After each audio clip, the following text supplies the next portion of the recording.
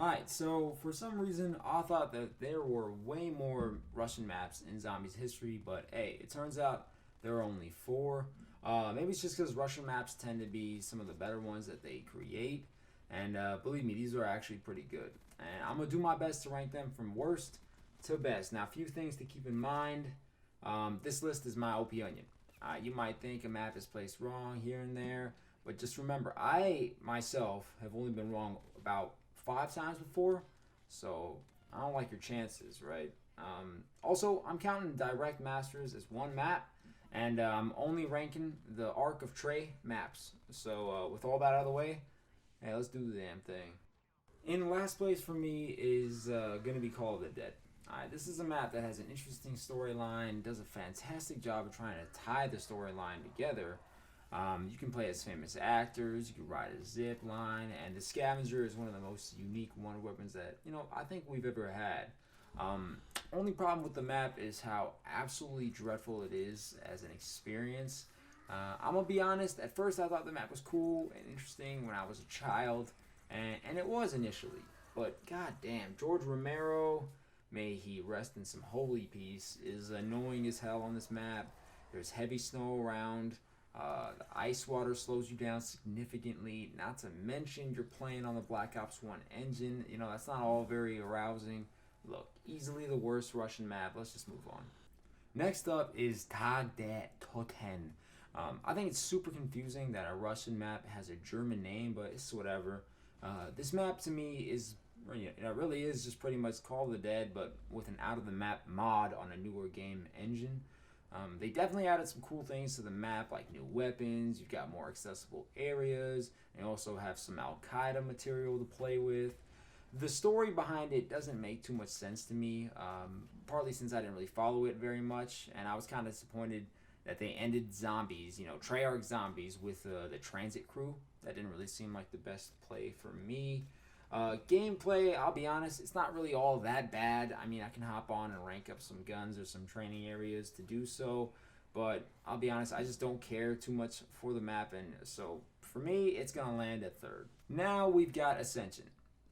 So this is an awesome map. I'm gonna be honest. It gave us perks like stamina up, which I need because I'm fat and lazy, and I want to be able to move around quickly, and also PhD Flopper, which was honestly, it was completely revolutionary in its time, where you could just spam Mustang and Sally's at the ground. You can, you don't have to worry about using a ray gun. You don't have to worry about that slash damage murdering your ass. And it was just super innovative. It also probably has quite possibly the easiest training area in Zombies history. You just run around here, and there's just so much open area. How are you gonna die? You can also shoot some little thieving monkeys as they greedily take your perks. Those some bitches are annoying. The Thunder Gun is available on this map, which actually makes it kind of too easy. But hey, sometimes I like it easy and it makes things more fun. You could just hop on and just talk about, things that really bug at you and like just life, when you're playing with a buddy. With regards to sheer replayability, I'd say that Ascension really does it takes the cake. You can just hop on. It's a fun time. You're running around. It's hard to die, and Matryoshka dolls, So the second spot easily comes up to this map, Ascension. But it's going to come up second to the last Russian map that there is. Alright, this map is insane. I've got Groovy as the best Russian map in Zombies. This map did so many things right, kind of like the new shield. I thought this new shield's pretty cool. It's like a little dragon shield. It's called the Guard of Fafnir, which is like, huh? But, it would just spew this little green fire at the zombies, so that was really cool. It was really effective, too, especially towards, like, the manglers and those little laser beam hentai monsters. You know what I'm talking about, these little fucks. These things were so easy to kill. They really were.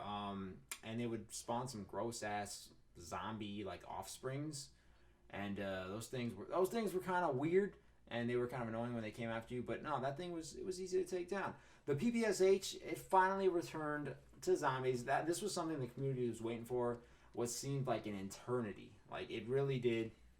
But it was a fan favorite. They brought it back. People don't give Groovy enough credit for bringing back the PPSH, and they brought back the FFAR. It was originally the FAMAS, but it was much better in this game. So that was a nice little addition that they had. Pack-a-Punch was unlocked in a way that wasn't really tedious. I would say that it kind of moved the game along because you spawn it in, and even if the round ended, zombies would start coming after it, and you would have to protect it, get enough kills. And once you were able to do all of that, it would spawn a little one of these like network circuit things, and you would pick it up, and you take it and like put it somewhere, and then that's how you got a Pack-a-Punch. Speaking of Pack-a-Punch, bro, look at this dragon. This thing is beautiful. Tell me it's not beautiful. Like, I'm just in awe at this thing. Just take a look at this dragon. Now, for real, look at how absolutely beautiful it is. Looks scary as hell. Treyarch spared no expense in rendering such a ferocious-looking dinosaur ripoff beast. And take a look at Homeboy soaring through the town. Look at this. This has to be one of the greatest cutscene but mid cutscene things, animations. It's definitely on par with the flight that you take from Alcatraz to the Golden Gate Bridge in Isle of the Dead. It's such an amazing sequence, and I think it's underrated. I'm gonna be honest.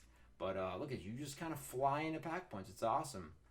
The Ray Gun Mark III, that's another thing. It was a really revolutionary wonder weapon, both in functionality and effectiveness, because you could just kind of camp with this thing, and it was a fun time. You pop your little alchemical antithesis, and you've got ammo for days. You're just what is this, like a little black hole, but it's orange, and then you shoot a little laser beam at whatever. You do it. You do the damn thing. So it's pretty cool. So I don't know, man.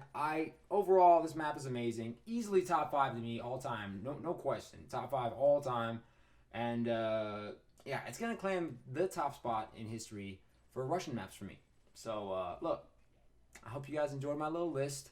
Russian stuff, and that's always fun. So hey, try to stay chalked and don't get run over or whatever.